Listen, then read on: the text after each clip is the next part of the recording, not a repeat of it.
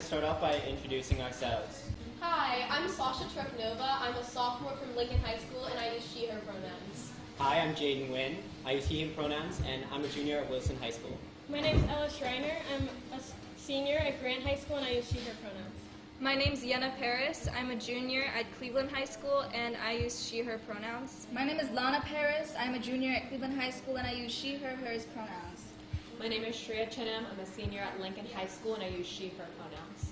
My name is Jackson Calhoun. I am a sophomore at Rex Putnam High School, and I use he, him pronouns. I'm Lena Westland. I use she, her pronouns, and I'm a junior at Xavier's High. I'm Charlie. I use he, him pronouns, and I'm a sophomore at Cleveland High School.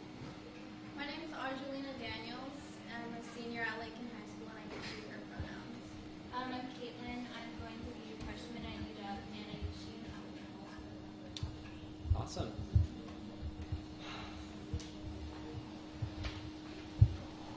On Friday, September 20th, Portland youth will be participating in a climate strike.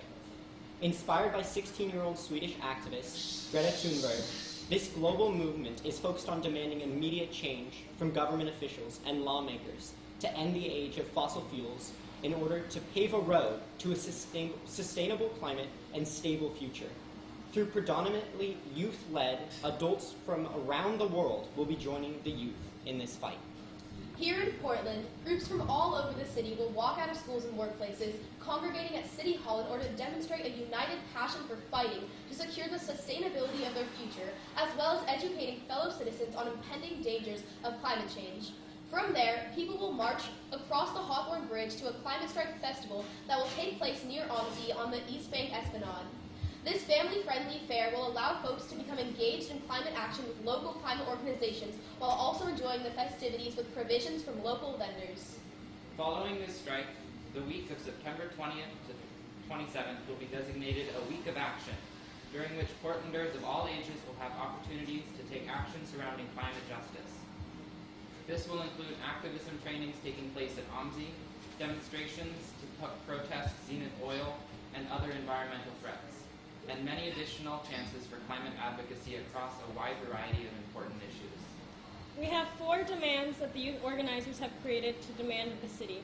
The first is to rework the unequitable climate emergency resolution. This will look like reworking the climate emergency declaration by engaging youth and frontline communities. This resolution should include meaningful actions and a clear timeline for how Portland will address the climate crisis. Along with this, we demand that the Mayor Wheeler stay home from the Copenhagen C40 Mayor Summit unless he addresses these issues and takes action on our demands. Our second demand is the climate test. Create and implement a city policy that ensures that every decision made by the City of Portland and its departments takes into account the health of the planet. Our third demand is fund Youth Pass. The city should fund bus passes for all youth in the Portland metro area. This is an important equity issue and also the best way to build ridership in young Portlanders. Fourth, stop the Zenith emergency. Deny all future permits and declare an immediate stop work order for this terminal handling tar sands oil. Youth Initiative has been vital to the entire planning process, with many dedicated young people from schools across Portland coming together to make this strike happen. As Grace, one of our fellow youth organizers, puts it, our government needs to realize that we are the people who will experience the effects of climate change in the future. So our voices are some of the most important on this issue. We need to be heard, and we cannot afford to wait any longer. On the date of September 20th, strikers will meet in the morning at Portland City Hall at 10:30. At City Hall, there will be a rally and speakers until 12 p.m. Following the rally, participants will leave City Hall and march to the East Bank Esplanade, and the arrival time will be around 1:30.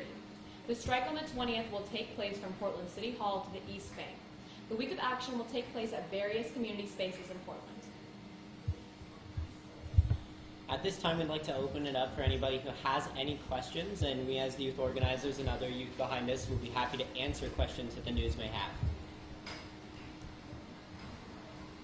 Is this the first time you've done anything like this? No. What year is this going on, this strike? This is the second year, I think. Greta Thunberg started the movement last year, I believe. Yeah, so on March 15th was when the first strike happened. That was a global movement. It was huge. It was started by Greta Thunberg. But since then, we saw the momentum behind the first strike, and as organizers behind that, we saw that we had over 3,000 youth from around Portland step up and show and get their voices heard, and that was huge. We had in effects as far as Salem and in other parts of the state.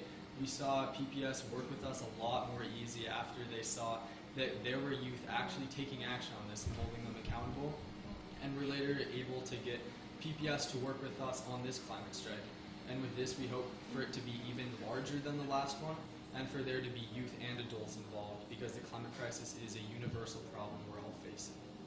This strike is also a little different than the previous because it will be culminating with the festival on the East Bank Esplanade, which will aim to engage people that maybe have been on the outside of this movement and are looking for a way to learn about joining in. And besides that, we also have the Week of Action, so there's going to be plenty of opportunities for the whole community to get involved with this movement. I think that the biggest thing that we're trying to push with this strike is that it's not about come and raise your voices and shout and scream chants for one day and then go home and come back next year, but really raise your voices and chant with us and then take the opportunity to be more engaged and further engaged with climate change and the issue of climate justice. How do you plan on getting people to do that after the day is done, next day going forward? How do you get people to keep going with that? So at the festival, there's going to be a lot of vendors and local climate organizations there who are going to have volunteer orientations and just different workshops. That's meant to get the community members who show up at the festival. It's meant to get them involved in the movement, to have them sign up and show this. Don't only show up today. Here's another place, another time. You can show up next week and the week after, and you can truly become involved in this movement. What part of your life is the climate strike right now? Like, how much of your life are you dedicated to it? I'm just in general terms, I know you're not going to give me an exact number, but a lot of time. Yeah, you have to make sacrifices in your life, and it's important to recognize that this is an issue that I'm going to put other things on hold for and keep fighting for. It's definitely a priority for pretty much everyone sitting here today. Yeah, I'd say my entire life right now is around the climate strike. This is all I wear right now. So, yeah. Have you guys been reaching out to students and people in other school districts and other areas to sort of get this swell movement? Have you been able to connect with people outside the Portland area? Yes. Well, I am from the North Clackamas School District, so yeah. And we've also been reaching out to some universities, Reed College, PSU, anything related to Lewis and Clark especially. I know we have someone at Beaverton High School who's also doing outreach there. Yeah, we've had people going around to the school districts surrounding Portland Public Schools and really advocating in similar ways that we did with our school board. do you know how many people or groups throughout the world are involved in this? Currently, there's over 100 strikes around the world, or 100 countries around the world, which will be participating on September 20th. And in the U.S. alone, there's over 450 strikes which will be taking place, and more being added every day. Sounds like you had some expectations from your Ted Wheeler. Did you reach out to him yet? Did you guys send anything to him? We will be delivering these demands on the day of and then forming a relationship and working with him going forward. Did any of you participate last year in this? Yeah. What are changes? I know you spoke about a couple from last year going into this year. Anything else? I think the expectation of this strike is that we get to prolong the lasting effects, right? Because climate change isn't just a one-day thing. As Jaden said, you don't get to go and then go home the next day. This is something prolonged into our future, and the consequences are ones we will face in the immediate future. Therefore, for this strike, I think we really are trying to say that you can participate in the community, you can make a difference, because I know being a high school is hard, right? Like, we've all been there. We've all been teenagers. We've all had to go through the daily grind of school. But I think just by holding this strike, holding this fair, we can really offer our fellow peers and our youth the opportunity to join organizations, to join their community, and really fight for a future. Yeah, with the first strike, right after March 15th was during the legislative session. So it was getting youth involved in the political process, and that was on climate bills that were impactful to Oregon, that we saw youth from around the state work on day and day, and that youth can have a larger effect than just striking out in school. And that was youth coming up and asking us, what are the next steps? And that was a number of issues, whether that was working with our school board in climate education, or if that was on the state level, trying to get bills passed that would better Oregon's climate future. And with this one, we're just adding to that, to where youth can find what they're personally passionate about and what they are personally want to do going forward with climate action. And we're letting them find that and find what they want to do going forwards. Is there anything you guys are doing inside the classroom? Are there any classes, any education about climate change that you guys are trying to get or have inside the classroom right now? Yeah, so PPS just passed a climate justice education resolution with, I know Shreya fought hard for. So yeah, they have passed this climate justice resolution, and with a lot of student activism that has happened. And over the summer, there was actually a hiring process for our very first climate justice coordinator. So the hiring process has finished, and this year we're going to have a coordinator that is going to be overseeing climate justice in all PPS schools, and that's going to include climate literacy programs in all core classes. So everyone is going to be learning about this. They're going to be learning about what's happening and how to take action in school. And this resolution was passed 3 years ago, so it's important that we keep fighting and keep pushing for even greater changes and steps in implementation. Yeah, there was a lot of work behind that resolution. I was testifying for it when I was 9 years old with some of my other friends, and there had been a lot of work going on behind that. We saw them pass the resolution after we testified for it when I was just in 6th grade.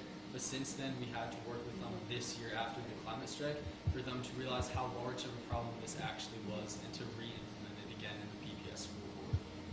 And it's definitely still been a struggle to work with our district office. We don't want to take away from the student activism that has helped from that. I mean, even now, like we're seeing like struggles from like them not cooperating with us fully, but we have been pushing and we have been definitely getting a lot out of that. You guys know how many schools will be participating, and then what is it like to meet other people from other schools with the same direction, the same motive that you guys have? So I think we don't have an exact estimate, but we have reached out to just about every school that we could. We've reached out to K through 12, universities, anything possible, right? Because we want this to be accessible as possible. We want education to come from all areas of life, all ages, and all walks of life. So just to meet, as to referencing meeting other people, I think just in this space alone, in meeting these youth lead facilitators, it is empowering, right? Because I get to see people who have the same motivation, the same direction, the same ability to make that direction and push it forward, right? Because we've been achieving these goals, and just seeing this climate strike happen has been a complete joy because we get to see our hard work just finally pay off. And with the first strike, we were expecting 200 people when we met with Joanne Hardesty, and then the next week, like 3,000 people showed up to City Hall. So that's just to show, like, there are a lot of people that are actively wanting to come to this, and the scale is just going to grow from there. I think it's really hard to estimate with these strikes because I think you can put together a list and you can think and go to yourself and say, I think I'm going to have this many people, and I think it's more of a guess than an estimate, and I think what we can say is what we really hope for is that there's just a really wide range of ages that turn out, and that we have a pretty, critical mass of Portland community members that are there this Friday. So do you feel that your parents have become more involved now that you are involved? Yes. Yeah. They're better. Yeah, I mean, I would say definitely. I think that one of the most powerful things for families and for adults to see in general is that youth are standing up for an issue. I think that it's something that encourages adults to really examine, what have they been doing for a certain issue, or how have they been contributing, and if youth are contributing in such a way, why aren't we contributing more? So I think it's a motivational factor, and really something that's inspiring for adults to see. How has your school board been with all of this? Have they been helpful? Have they kind of fought you with it? What's that been like? It's been a long process. Yeah, it's been a long process. On August 27th, we delivered a list of demands to the superintendent and the school board, and we requested that they give us a response to those demands within the next week. About a week or two later, we heard back that they were working on things, and they have been very open to trying to assist us in this process, but It has been a long and frustrating process of communication, and basically what we've come to now is that students will have a way to be excused from school, so there will be no penalties on their absence list. But we're having trouble with the communication from administration to the teachers themselves.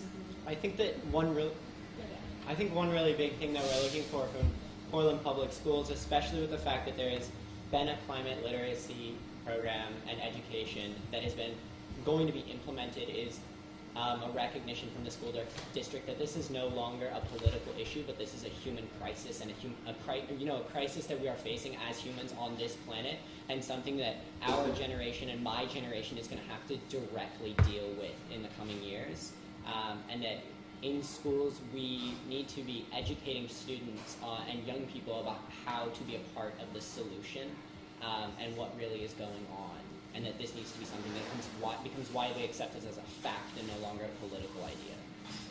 Would you guys like to see this be implemented as a main course in schools? I mean, you got math and science, environmental protection, right? I think that's very important to have a class on it, but it's also equally important that the discussion of climate and the climate crisis be introduced into all the subjects.